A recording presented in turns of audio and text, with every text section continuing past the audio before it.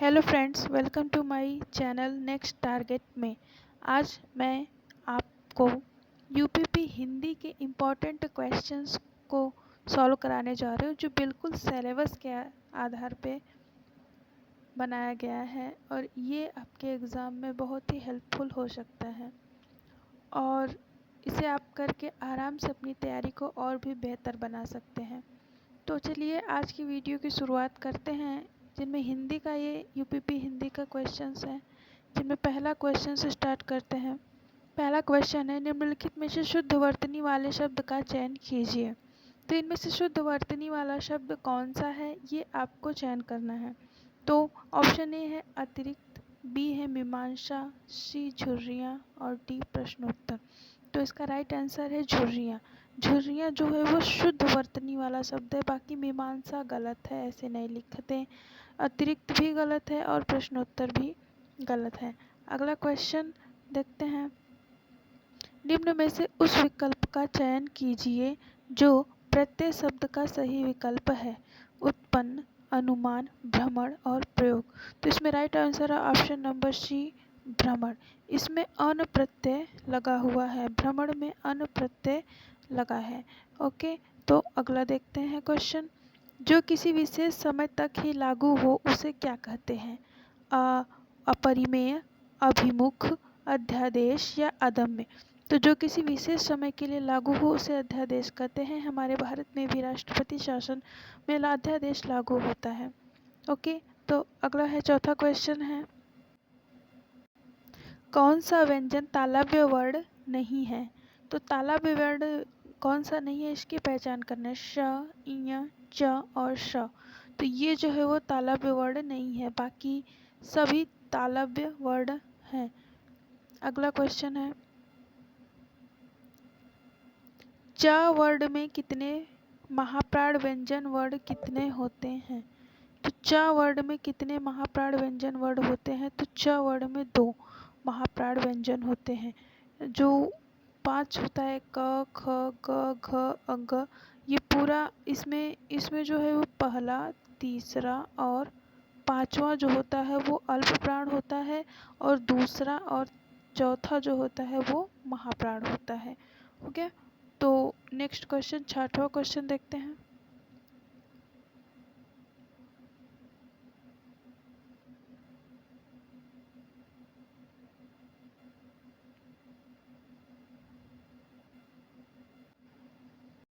हिंदी के विकास के लिए प्रधानमंत्री की अध्यक्षता में गठित सर्वोच्च समिति कौन सी है? तो हिंदी के विकास के लिए प्रधानमंत्री की अध्यक्षता में गठित सर्वोच्च समिति संसदीय राजभाषा समिति है, या विश्व हिंदी सचिवालय है, या केंद्रीय हिंदी सचिवालय, केंद्रीय हिंदी निदेशालय। तो इसका राइट आंसर है केंद्रीय हिंदी सचिवालय। अगला क्वेश्चन है, इनमें से अनघ का विलोम शब्द क्या है? इनमें से अनघ का विलोम शब्द क्या है? तो अनघ का विलोम होता है कृतज्ञ, अकृतज्ञ होता है, अघ होता है, कृति होता है या अघ होता है, अनघ होता है। तो अनघ का विलोम शब्द जो होता है वो अघ होता है। ये पूरा क्वेश्चन दिख नहीं रहा है, सॉरी दोस्तों, लेकिन इसका अनघ का विलोम जो है वो अघ ही होता है। ठीक है, अगला देखते हैं। अनुराधा शब्द का पर्यायवाची क्या है? कुमारी, बालिका, युवती या प्रौढ़ा।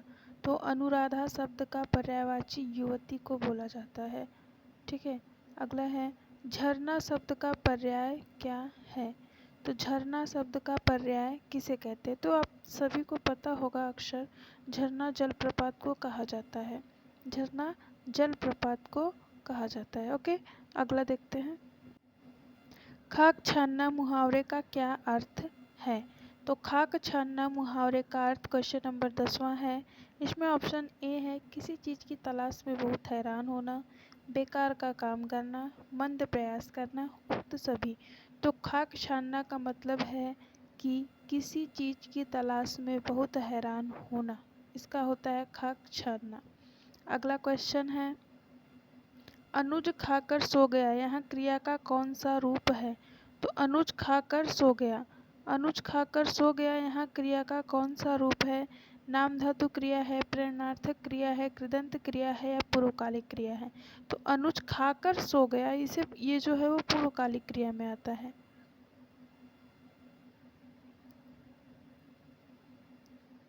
अगला है, निम्न में से शुद्ध वाक्य कौन सा है? इसमें शुद्ध वाक्य पहचानना है। अब पहला है, पिताजी का शरीर गदगद हो गया, तुम सबसे सुंदरतम हो, तुम्हारे ऊपर इसका भार है, मैंने कुछ पुस्तकें, कागज और स्याही खरीदी। तो यहाँ पे जो है वो सबसे शुद्ध वाक्य यही है, मैंने कुछ पुस्तकें, कागज और स्याही खरीदी। ठीक है, अगला देखते हैं, दशानन निम्न में से कौन सा शब्द है? तो दशानन जो है रूढ़ शब्द है, योग रूढ़, यौगिक या कोई नहीं, तो दशानन योग रूढ़ शब्द है। अगला देखते हैं, मगही किस उपभाषा की बोली है? ए है छत्तीसगढ़ी, बिहारी, पूर्वी हिंदी और मालवी। तो मगही जो है वो बिहारी उपभाषा की बोली है। अगला देखते हैं,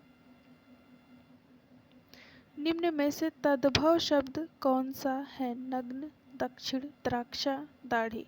तो इसमें से तद्भव शब्द जो है वो दाढ़ी को कहते हैं, तो तद्भव शब्द दाढ़ी है।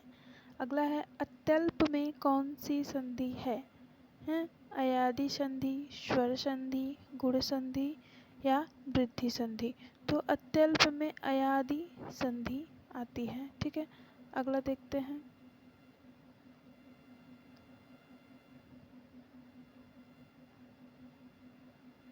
निम्न में से कौन सा निजवाचक सर्वनाम का उदाहरण है? वह अपने आप ही सारा काम कर लेती है, यह गाड़ी मेरी है, क्या आपने क्या खाया, वह पढ़ने में बहुत होशियार है। तो निजवाचक सर्वनाम का उदाहरण है, वह अपने आप ही सारा काम कर लेती है, यह निजवाचक सर्वनाम में आता है। अगला देखते हैं, निम्न विकल्पों में उपमा अलंकार का उदाहरण कौन सा है? पहला है, मैया मैं तो चंद्र खिलौना ले हूँ। दूसरा, चरण कमल बंदाओ हरिराई। तीसरा, सागर सा गंभीर हृदय हो, गिरि सा ऊंचा हो जिसका मन। चौथा है, लहरे व्योम चूमती उठती, देख लो साकेत नगरी है यही। तो इसका राइट आंसर है, सागर सा गंभीर हृदय हो, गिरि सा ऊंचा हो जिसका मन। इसका मतलब है कि जहाँ पे ना सागर सा, जहाँ पे सा जैसे या फिर ऐसे आ जाए ना, किसी चीज़ की तुलना किसी से की जा रही हो, तो सागर सा गंभीर हृदय, जैसे यहाँ पे गंभीर हृदय की तुलना सागर से की जा रही है, तो यहाँ पे जो होगा वो उपमा अलंकार का उदाहरण होगा। ठीक है, तो नेक्स्ट अगला देखते हैं, बाहरी किस प्रकार का विश्लेषण है? तो बाहरी किस प्रकार का विश्लेषण है? तो बताइए, गुणवाचक विशेषण है, सार्वकालिक विशेषण है, परिणाम बोधक विशेषण है या संख्यावाचक विशेषण है?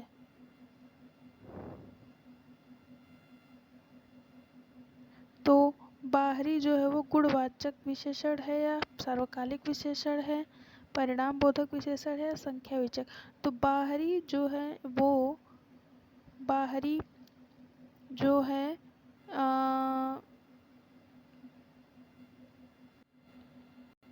परिणाम बोधक विशेषण के अंतर्गत आता है। ठीक है, बाहरी परिणाम बोधक विशेषण के अंतर्गत आता है। तो ये रहे टेक्स्ट बुक के इम्पोर्टेंट क्वेश्चंस, ये बहुत ही इम्पोर्टेंट है, इसे आप दोबारा देखिएगा और अपने तैयारी को और बढ़िया बनाइएगा। Good luck.